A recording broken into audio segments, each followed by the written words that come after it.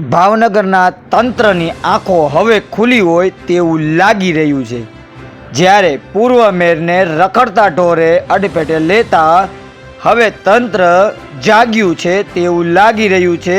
થોડા દિવસ પહેલાં પૂર્વ મેયરને ઢોરે રખડતા અડફેટે લીધા હતા।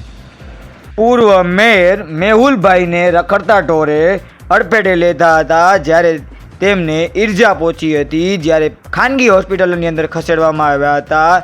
પરંતુ અવારનવાર આ ઢોરોએ અનેક લોકોના જીવ લીધા છે, પરંતુ તંત્ર અત્યાર સુધી સૂતું હતું, હવે ફરી એકવાર જાગ્યું છે।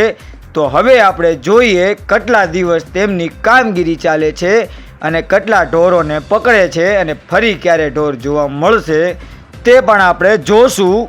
કેટલા દિવસ આ કામગીરી ચાલે છે અને કેટલા દિવસ પછી આ બંધ થાય છે।